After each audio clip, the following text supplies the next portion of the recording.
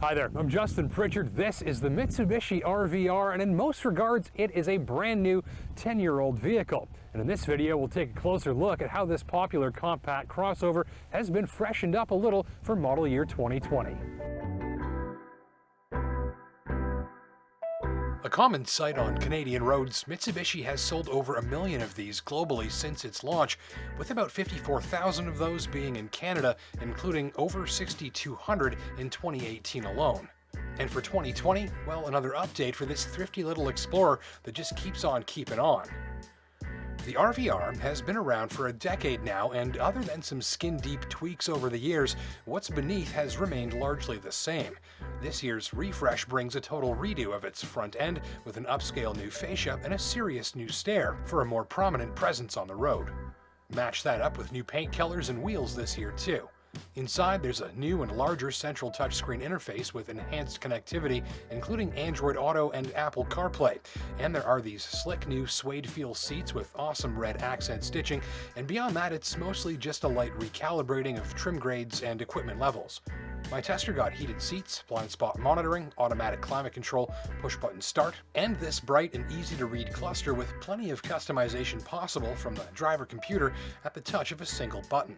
The touch of another single button does something I really like too. This is the control toggle switch for the all-wheel drive system, which Mitsubishi calls all-wheel control, or AWC. And one of this system's benefits is that you get to call some of the shots. So interestingly, this is one of the only small crossovers to give you such a high degree control over its all-wheel drive system. Using this button down here, you can put it in four-wheel drive auto, which works just like all-wheel drive, no decision making. Another tap gives you four-wheel drive lock, and that's good for slippery conditions. And notably, you can also turn the all-wheel drive off in a two-wheel drive mode if you want to save a little bit of fuel. And importantly, that auto setting is the default, so you will always have additional traction whenever you need it. You'll always have the information, media, or contact that you need when you need it too, if you plug in and fire up Apple CarPlay or Android Auto. These are must-have features for many shoppers because you get incredibly easy access to your phone's maps, media, contacts, and more on screen just using your voice. And if you don't have a compatible smartphone, then this is what you get instead. The display is disappointing, and most strip mall ATMs have better graphics. Some of the nearby controls and stocks are starting to show their age as well. Most controls and switchgear are logical and easy to find and operate, though shoppers after the most up-to-date cabin styling for their dollars may have better choices. Elsewhere, 4 grown-ups may feel a little cramped, though 2 adults and 2 kids should have adequate room. At 5'10", I could sit in the rear behind myself with enough room but nothing much extra. Many cross-shopping shoppers will find the RVR to feel a touch more spacious than some competitors, adequately roomy where others might feel a little bit cramped. Entry and exit are mostly handled with an easy lateral butt slide into your perch, no drama. Getting in and out on a busy day of errands shouldn't cause you any stress. And back cargo volume is adequate as well, more is available with the rear seats folded. Front seat headroom is fine for average adults, but taller folks may be left wanting. Also, anyone approaching above average legginess may wish for a longer seat cushion. These can feel just a touch too short under your thighs. The ride is set about midway between stiff and squishy and imparts a durable feel without crashing into bumps. Even on worst-case scenario roads, it works hard to keep the ride from degrading into chaos and usually succeeds. A few shoppers may wish for a softer ride, but I figure that most will appreciate the solid and dense feel that's maintained well, even if the suspension is getting kicked around. On better roads, drivers after a comfortable ride that's not too soft will like what's going on. A little bit of wind noise on the highway, but nothing crazy. The ride is well behaved. It's an easygoing drive for the most part here.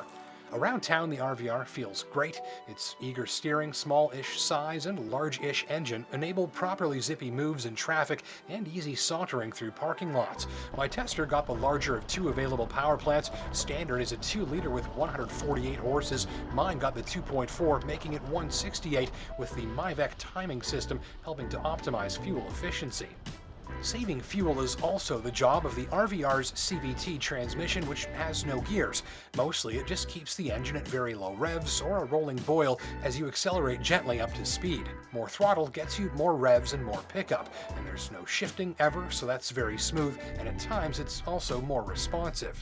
Most drivers will find the RVR scoots along just fine, provided you're not too shy with that throttle pedal.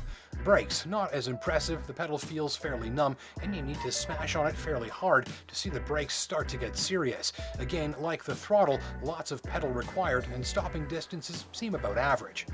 And I'm sorry I don't have nighttime footage this time around, but those LED headlights are really good after dark, with lots of clean and focused light.